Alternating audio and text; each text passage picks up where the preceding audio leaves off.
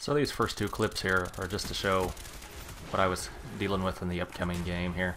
I was playing on a 2-bar across the ocean, so you can kind of see how far behind I was in things. And now that I'm recording from theater mode, you're just going to see that it looks like I'm about a half-second behind on a lot of different things, and I guess it's probably because I was.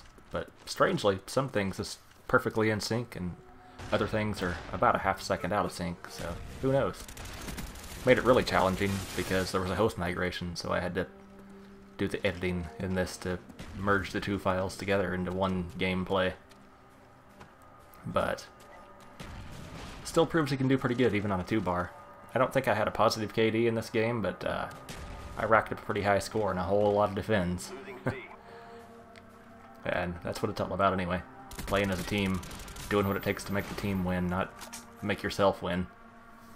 So I figured my best strategy was just to get down here by B and try to grab some cover and rack up as many defends as possible, because I really wasn't going to be good for much else, especially not offensive play. So that was my strategy, and this is kind of how it turns out. So I was pretty proud of the performance and thought the team did a good job too, so I decided to post this up. And I think that goes more to reflect what my channel's about. I'm not one of these person that posts up huge KD games and things like that. I'm never claimed to be a beast at the game or anything. I just post games up that I have fun playing, that I was excited about. I think a close game that's a challenge is a lot more fun to watch than a game that's just a complete blowout. I mean, those are fun to watch every once in a while, don't get me wrong. I love watching people just destroy the other team every once in a while, but it kind of gets old and boring as you see it lag out. This is where I had to cut it, and actually jumps back in just a couple seconds later. Oh, there it went. I guess I didn't do too good of a job editing that out there, and yeah, I probably die with the connection issues. But for the most part, I'm just a completely average gamer, and what I'm going to end up posting more of is just games that I'm proud of. And sometimes I might have a huge KD, and other times I might be negative, but I'll have had a really exciting game and capped a lot of flags, or pulled off some amazing shots or something like that. That's my criteria for posting. I know a lot of people, I see a lot of threads on forums asking, you know, is this game good enough to post? Is this KD good enough to post? And I don't think any of that should ever be a concern for anybody looking to get into videos. I think mainly it's just the quality of the gameplay, really. I mean, you can have a game where you go 103 and it can still just be boring as hell, and you can have a game where you go 25 and 12 and it can be really exciting. It all just depends on the situation. I think people are too focused on numbers and stats, and the actual gameplay itself is kind of taking a back seat. But anyway, I actually have a topic today for once. I think it's a pretty interesting topic myself. I play a lot with people typically in Europe, mainly Great Britain, Ireland, places like that, and they're usually asking just what the hell is going on with our country, and why is our government so fucked up? And I think you guys are finally getting a taste of it now. There's that whole big scandal going on with all the MPs and Rupert Murdoch, and just bribery and scandal and cover-ups and all sorts of things like that. And honestly, all I can say is you guys are lucky that it got caught. BBC and all your stations over there have a little bit more broadcasting restrictions than what we have in the United States, but basically what you're seeing, and as things unfold, that's what's happening in the United States all the time. Basically, the news can say whatever they want over here. Fox News, which is actually a subsidiary of News Corporation owned by Rupert Murdoch, is basically just right-wing propaganda in the United States. And they actually were sued over a couple of completely fabricated stories. And it went to court and it was tossed out because the judge stated that news was entertainment and the real information was available out there somewhere. So just because they reported it as news does not mean it has to be fact or in fact even true.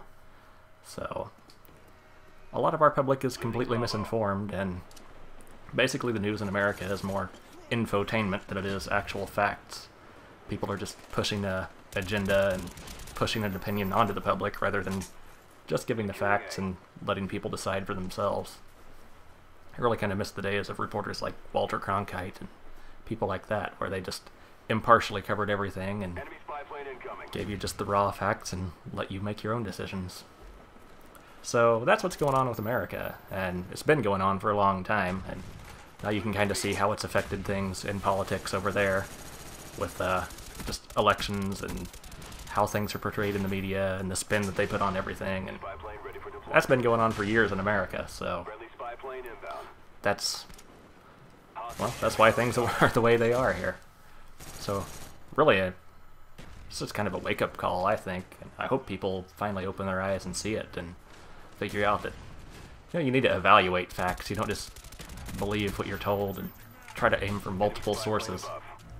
Unfortunately, in America, we've kind of entered into a new age of ignorance where people almost pride themselves on ignorance, and Fox News is actually really good.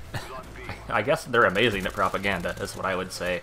They've actually taken the kind of the right-wing party line and they spin it, and they completely distract the public.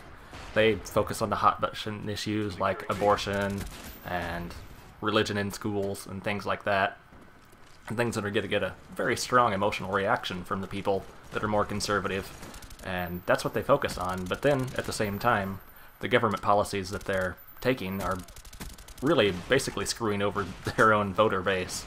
But because people are so focused on things like abortion and stuff like that, then they don't really care about the politics and things like government spending and the wars and, well, tax breaks for the ultra-rich. That's one of the things that we're having trouble with here. The super rich in this country pay less percentage in taxes than the poor, and they've really spun it quite cleverly. Well, I guess it's happened in Britain too, with News Corporation. They've kind of pushed off the blame. We're getting people looking at the immigrants, people blaming people on welfare, people blaming people without jobs, and basically it's the upper class pitting the middle class against the lower class, and they're basically laughing all the way to the bank. I wish I could speak a little more eloquently on this subject, but I don't know, it pisses me off pretty pretty bad. I find it just amazing how they've pitted the different levels of American society against each other, almost in a us versus them mentality, kind of like our team versus their team, where if you disagree, then you're the bad guy and we're the good guys. And Fox has actually done really good at this, because they've projected themselves as fair and balanced news, presenting the alternate story to the liberal-run media, which is, they say all American media is liberal-run, which, if you ask me, I would say that the American media, even the most liberal, is quite conservatively biased. But that's just my opinion. So they've really fostered this competitive attitude, and people here, they have their own news stations, and they will not listen to anything else outside of the canned opinion that they hear in one place. And it really, it's almost Orwellian, I guess, if you've ever read 1984, how they progressively kind of dumb down. I mean, the right wing's always for cutting education, cutting the arts, cutting stuff like that for schools, but, they always fund the sports and things like that. It's almost like they're trying to distract the people and keep the people uneducated so they don't have critical thinking skills and don't understand what's going on in the world. And it's really scary. And I don't know where it's going to stop, because it doesn't seem like anyone wants to hear about what's going on. I mean, the whole thing going on in Britain, it's pretty big news, and the biggest thing that we've heard basically over here is how Rupert Murdoch got a pie in his face today, and they're sympathizing with him, especially Fox News. None of the other news outlets are even reporting anything, and if they are, it's way down on the page. And I mean, the Prime Minister is even involved in this, and it was looking like he was going to step down for a while, but I don't know if that's still the case. And, no one here even knows about this, even though it's an American corporation that's basically behind all this, bribed all these people, manipulated the public, basically manipulated the public opinion. And we as Americans are completely blind to it. Of course, that's not really a surprise. We're completely blind to most world issues because, you know, it's all about American Idol and football and things like that. Nobody really cares what's going on in the world, and it's just fostered in this new age of ignorance. And we're actually pretty much ignorant of what's going on inside our own country as well. I mean, a few years ago, one of our giant corporations, General Electric, shifted a whole bunch of their holdings offshore and didn't even pay any taxes for the year. In fact, they got like $2 billion back. And, you know, people want to blame people on welfare and immigrants for people being poor, and they don't want to have universal health care because, you know, then they're taking money out of their checks and paying for these illegal immigrants and paying for mothers on welfare with kids. And I mean, what kind of country is it where the moral opinion and the public opinion has been shifted by media so much that people think that just because of how much money you make determines the quality of healthcare that you're worth? I mean, we took down 2 governments in Afghanistan and Iraq, and in those constitutions we gave them universal health care. That is in their constitutions. And the American people are paying for universal health care in 2 countries that we took over, or we basically destroyed their government, but we won't even give it to our own citizens. That's how much public opinion has been manipulated by media, and that's why it's a dangerous thing, and this could be a turning point.